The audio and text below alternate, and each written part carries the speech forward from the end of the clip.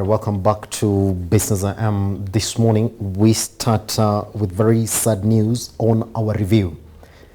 Muthogo, the CEO of MIRADI Capital, is in the studio with us this morning. So I'm going to review again the statement that we just got from Safaricom PLC.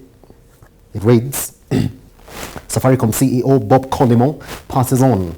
Now, it's with deep sorrow that we announce the passing away of Robert Bob Collymore of Safaricom PLC, which occurred at his home in the morning of 1st July 2019. In October 2017, Bob proceeded to the UK to receive treatment for acute leukemia, AML, and returned in July 2018 to resume duties.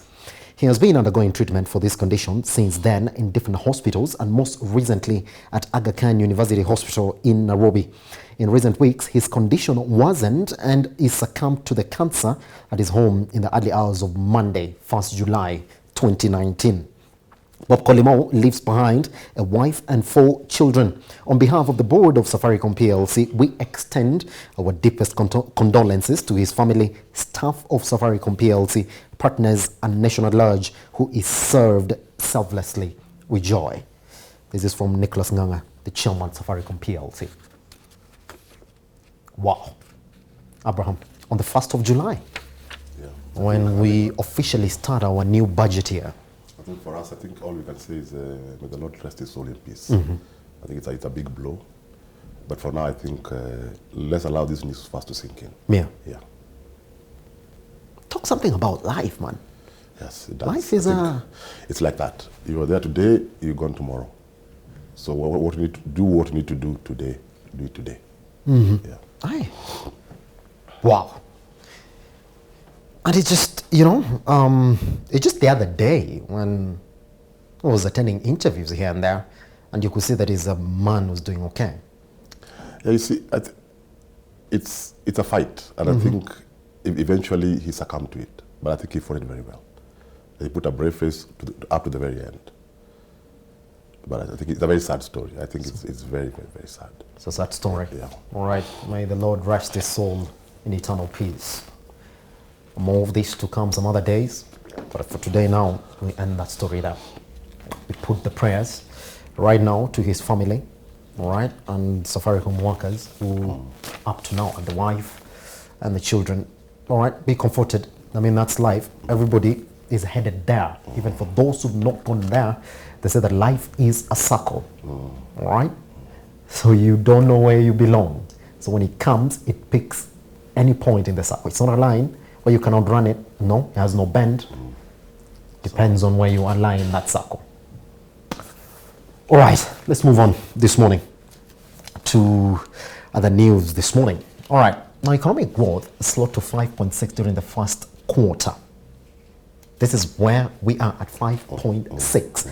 Abraham, what do you think really was operating in the economy at this time that makes us have these numbers? You see, we've moved from about 6.2 to 5.6. Yeah, now we're at 5.6. We're at 5.6. Although this is a quarter, this is just for a quarter. Yes. So probably we need to compare it with what it looked like in the previous quarter, as opposed to comparing it to 6.2. Because sometimes, depending on which economy you're talking about, the individual quarters don't contribute equally to the overall growth. Yes. So you might find that normally, especially the quarter the quarter that ends, when the budget cycle ends, people tend to slow down, especially government spending. It slows down because that's when people are trying to reposition their budgets and their lives. So we may not be able to factor in so many reasons as to why it has happened this way, because this is just a quarterly. Yes. I think we may want to look at it over a longer or a horizon. Because comparing 5.6 to 6.2 may not be a very fair comparison. It may be better to compare it to the previous year. And I think if you compare it to the same quarter last year, it was more or less. Yes. When you look at it on the short term, though, is it okay for us to look at the delay of the long rains that most Kenyans expected in this quarter?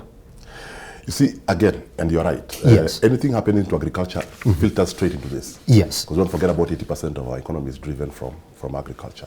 So yes, that could be a factor. But there could be many other factors that could contribute to it. And also don't forget, inflation is also starting to kick in. the price of food and the price of fuel is starting to drive up our inflation rate. Yes. You said that this is a very short term, we can't look at it, but what Henry Botich said when he was releasing the numbers just the other day, he said that we expect this to be on an upward trend. Yes. And even we had the Central Bank of Kenya governor saying that he also doesn't see this really getting affected much. So when you look at 6.2 and 5.6 now, a 0.6% decrease, is that number enough to get somebody worried and say maybe it would not. Does it start a downward trend, doesn't it? No, it doesn't. And you see, all trends are they tend to have spikes. Yes, but these are minor. 6.8, 5.6 is small, and again the 6.2 was for over 1 year. This is 5.6 over a quarter. Yes. So maybe let's wait and see what 6 months looks like. Yes. Then we decide whether we want to worry or not.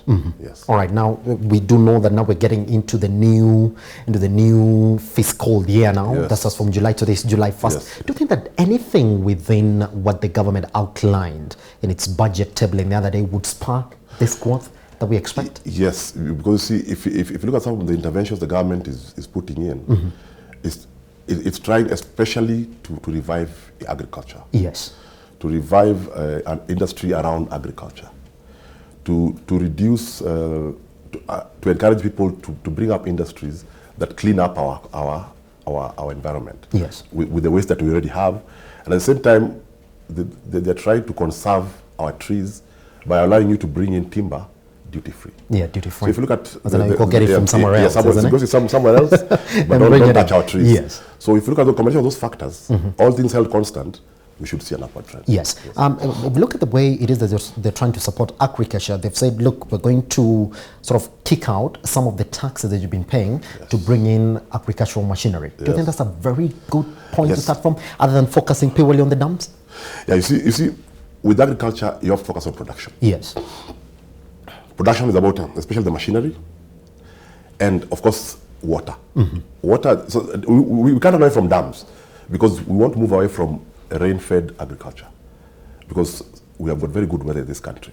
So if with good water, you can actually add an extra season. Yes. On most of these commodities that we produce.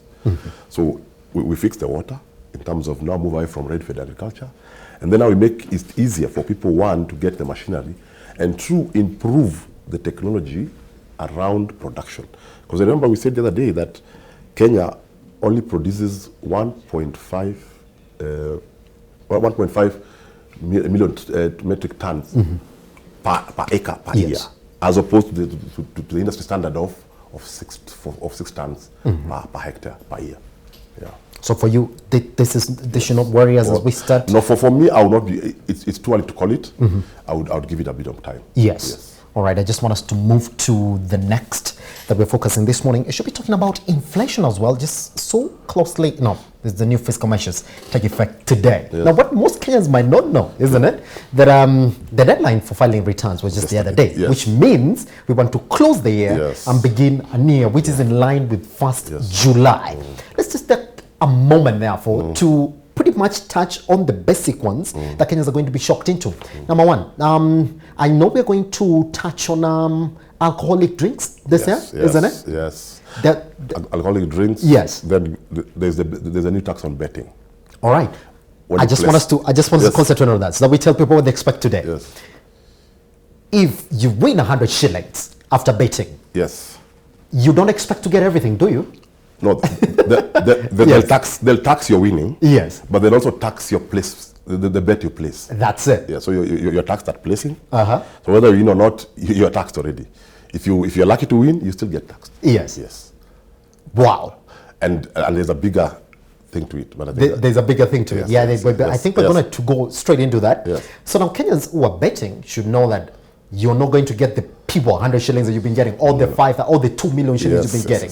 You get taxed twice. Yes. Taxed on the one that you placed, and then taxed on your winning. That's what they call tax on winnings. It has been a thing that has been coming, but now it's actually embedded in the 2019-2020 budget. Okay, let's go straight away to cigarettes, isn't it?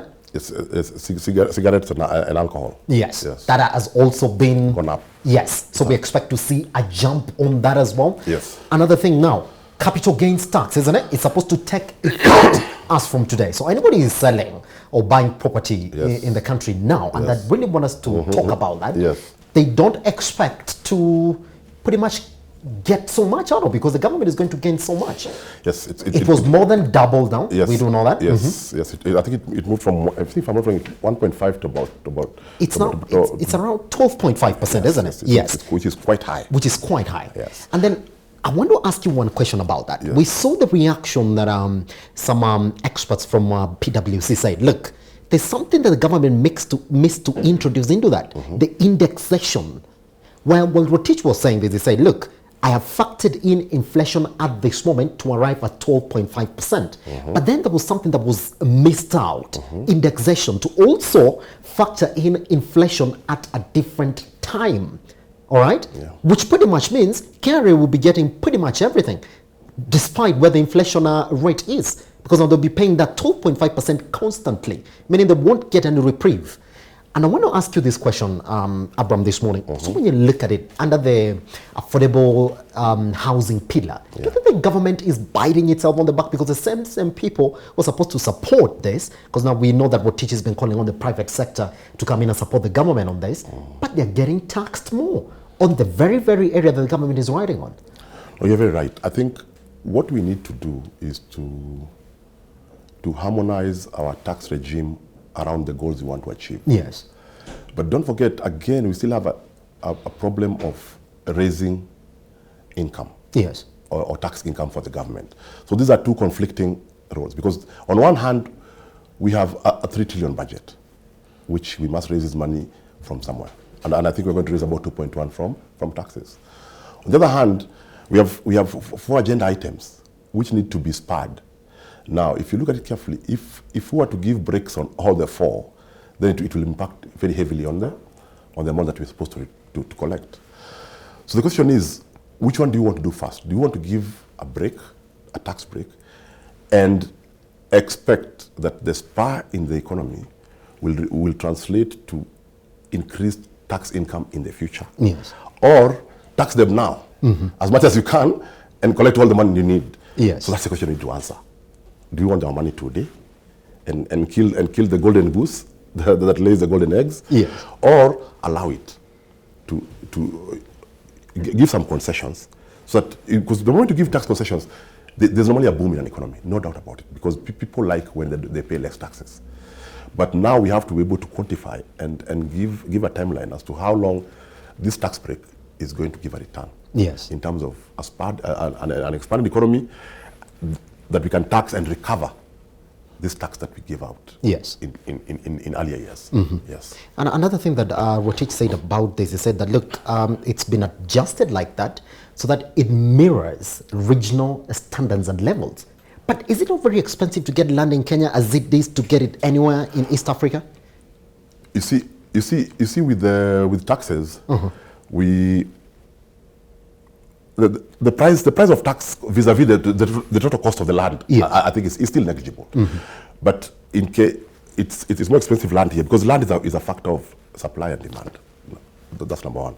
But what we need to work on is the capital gains tax, because that is a deterrent. You're very right, and it's good that what they said now, if a company is restructuring, if you're moving an asset from one company to another, that has been waived. That's a good move. But at the same time, even in the private place, I think we need to review that, because when the tax is too high, then again, as I told you, people find ways of going around it. Yes. Then we all lose.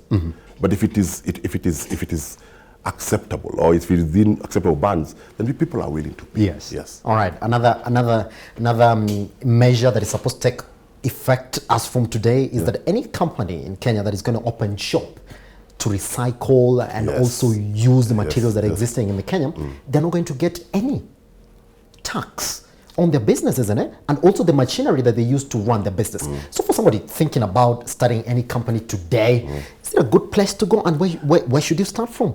You see, they've waived the duty on machinery. Yeah, yes. They've reduced the corporate tax from 30 to 15%. To 15%. That's huge. That's huge. Now, what that will mean is that those industries will come, no doubt.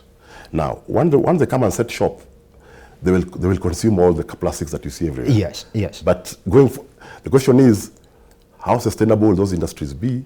Because they'll probably run out of that raw material. Yes, because don't forget, there are already there are already measures in place to stop anything plastic.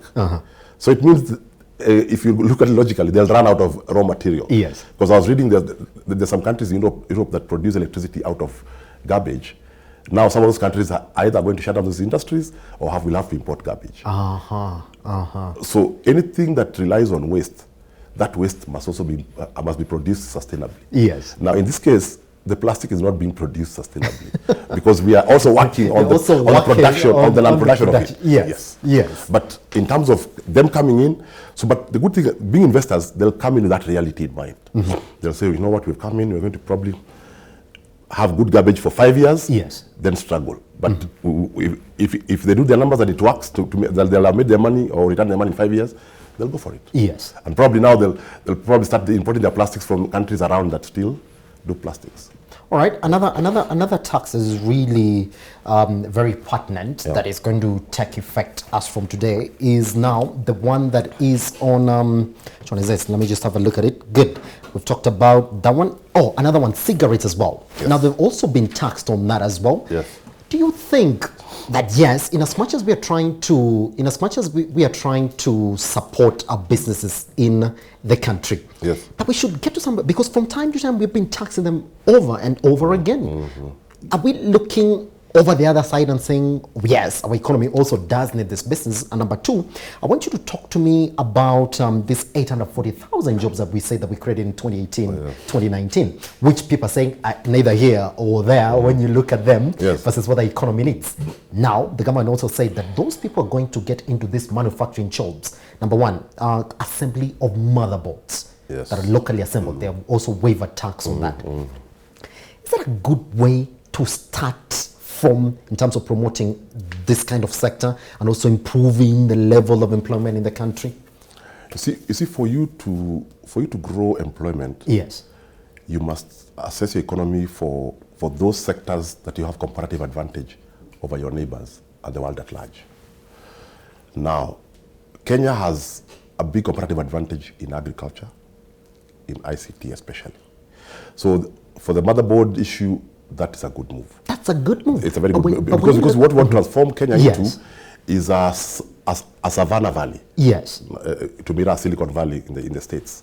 But Abraham, somebody was asking me this question that look, you cannot really say that in Kenya we have locally manufactured motherboards. I mean, the data is neither here or there. And so if you want many people to get into that, then they should have started on something else that already people are into, if you want to draw more people into that. You see, you have to start from somewhere. Yes, we don't produce them. Probably most industries you start with assembly, then you start producing the small items. As you build your way up until you're able to produce everything. So that's the way they'll go. For the agricultural side, I think for the kind of jobs you're talking about, the 801 million jobs, we have to start emphasizing on agro-based industries. Because if we do that, and these industries will be based where the raw materials are. Because we have a good transport network, so we can produce them there and ship them to market. So that way now you spur growth in mashinani. So in terms of growing those jobs, it must come from those sectors that can be grown sustainably and have comparative advantage over neighbors. Because if we start going to sectors we don't have comparative advantage, we will not sustain. We'll struggle. We'll put in more than we're getting out. Yes. All right. I mean, those are some of the areas that we are looking at this morning. I mean, yes, you should be aware that yesterday you are filing returns. So that means you're closing the year. So that means that we are starting another year. That is, according to the government, things are really starting now. So the taxes and all that, they'll be coming straight to you. Another question that I really want to put across to you, Abraham, this morning is now the fiscal measure on affordable health. Isn't it? They've been piloting it now for quite some time now in 7 counties across Kenya. Don't you think it's time now for them to get findings and tell us whether this is possible or not? And should we expect it to grow further in this year? Personally, I think that they're not piloting it to find out whether it works. It does. It does I think what they are piloting to do is to work on the operations and logistics Yes. of the house, of the how to do it. Because the kind of money that we check off from NHIF can sustain an affordable healthcare system. That's Yes. my personal opinion. Yes. It can. Globally. The amount of money we collect globally and the amount of people who need healthcare. If you do that sum, that money is enough. However, how do we now do that? How do you have this hospital taking care of this person through NHIF?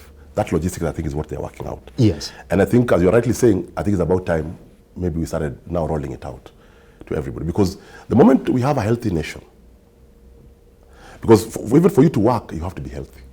So when I talk about jobs, you first have to be healthy. Because if you're unhealthy, we can have all the jobs we want, but Yes. we'll have no one to go for those jobs. Yes. Yes. Yeah. All right. There are a lot of proposals in the universal healthcare that were outlined for 2019-2020 budget. I know we shall be calling Abraham again so that we sit down as a panel and really talk about them on a deeper level. But what we do know, yes, it should be taking effect as from today. All right. Let's have a crossover and look at another issue that we are looking at this morning. All right. Now, I think we've already looked at this, so just cross over to the next one, all right, which is pretty much, I think we're talking about the coal plant in Lamu. Now, they're saying this. Yeah. The cancellation of the license granted to the construction of the 1,000 megawatt Lamu coal power plant has sent strategists back to the drawing board as the country will have to embark on energy planning. Yes. And this is something that I really want to ask you this morning, Abraham, about our policies and the way in which that we embark on these policies. It's not the first time that we've seen a project pushed forward and then taken back to the drawing board again. I mean, we've seen that on the housing levy, we've seen that on the health, we've seen that on different other areas. And that has been synonymous during the 2018-2019 fiscal year. What do you think the government is missing in terms of coming up with these policies and some of the major projects that we have in this country? What is this thing that is really missing? Okay, if we localize what you've just asked to this situation, Yes. this thing what has been reversed is the NEMA license.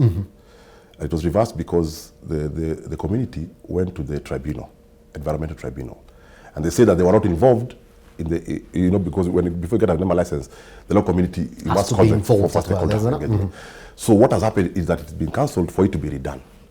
That is one thing. Number two, this plant is going to produce 1,000 megawatts from coal. Now, coal is not the cleanest of energy sources. It's not. In fact, across the That's world, number people one. are moving away from it. This coal is not coming from Kenya. Yes. It will come from somewhere else. That's why it's located in Lamu. You see? So we will basically be importing unclean fuel. But that be as it may, we already at 2.8 gigawatt or 2,800 megawatts Yes. installed capacity. Our peak demand is about 1,900 megawatts. As we speak, 700 megawatts of it is thermal energy. So we already, 800, 900 megawatts extra at peak consumption. So what are we saying? As it is now, we already have idle capacity, and a lot of it. So when we want to lump another 1,000 on top of it, and know what happens with the power purchase agreement, you pay for the power whether you use it Yes. or you don't. So we're paying for 1,000 or so megawatts extra. No, not even counting this one, what already we have Yes. for power we are not using. And that explains why our bills are high. So if today we retire the 700 megawatts of thermal power, then we would still be above peak demand, but by a very small margin. So what are we saying? What is our strategy? Are we saying that we are building them, then they will come? Or are we saying that we are, what is our process of matching demand, Yes. future demand with future supply? Because I think we lost the plot somewhere. And I think that the plot was lost where we issued a lot of power purchase agreements with good planning, but those power purchase agreements did not translate to power on the ground. Instead, people use those power purchase agreements to speculate and sell them around. Yes. Because it's a valuable document. So to wrap it up, our capacity is way ahead of our demand, but it's costing our consumer dearly. Yes. So the ideal situation would be that we should try and reduce that gap as much as possible. Yes, supply should always be ahead of demand, but by as small margin as possible. This is what the talking point is that we do know that the country has already started phasing out some of the thermal plants. Yes. Vis-a-vis the cost, it takes us to have these plants, which is about 700 megawatts. Yes, it is. Out of the 2,712 Yes, megawatts we already yes. have currently Yes. installed.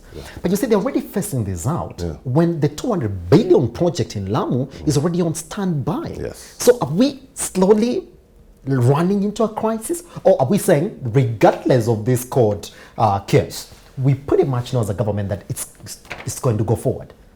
You see, there's the 1,000. Don't forget, there's the 300 coming from Turkana that has not still been connected. So my point being, we are way ahead of consumption. Yes. And we may have to think about how we are doing our planning, because anything that excess is paid for and not consumed. So it's basically money down the drain, because there's no production attached to that cost. Yes. Yes. All right. I just want us to cross over swiftly to the next headline that you're waking up to this morning. Now, Treasury is warning, look, that if you don't allow the KCB acquisition of a national bank, the bank is dead. Okay? Yes. But I want to ask you a question, because we know that it's supposed to get done as from September 1st, isn't it? Yes. That's what KCB intends to happen. But now what you see here now is that there are chances again that it might get delayed. Well, are you reading something inside here now which makes the Treasury say, look, if they don't at all take over NBK, then it's a dead bank? You see, NBK has had its issues. Yes. And I think they have done very well trying to surmount the issues. But where it has reached now, they are breaching a lot of adequacy ratios. You see, there are certain ratios that you have to meet, your liquidity ratios, capital adequacy ratios. They're either very near breaching them or they've breached. Yes. Now, this takeover is true. It is their only way out. And it will be a very good move, because it will make KCB stronger and it will save NBK. If you look at the strategy, they want to keep NBK up for 2 more years as a separate subsidiary. Yes. In terms of delay, what will delay is probably the approval processes. Yes. Because CMA has to approve. CMA has to Competition approve. Authority has to approve. No, and the 2 AGMs have to approve. Yes. And I really want to ask you, because we don't know that there are around 3,500 employees of NBK that are bound to really, their jobs are neither here or there. Do you think that CMA as well, also other parliamentarians, are looking at it and saying, maybe we need to think about where these jobs are going? Because now we don't know what CMA does. CMA can tell KCB, you need to have these employees here for the next 1 year. In fact, I suspect the Competition Authority will put that as one of the requirements. Yes. That retain them for 2 years.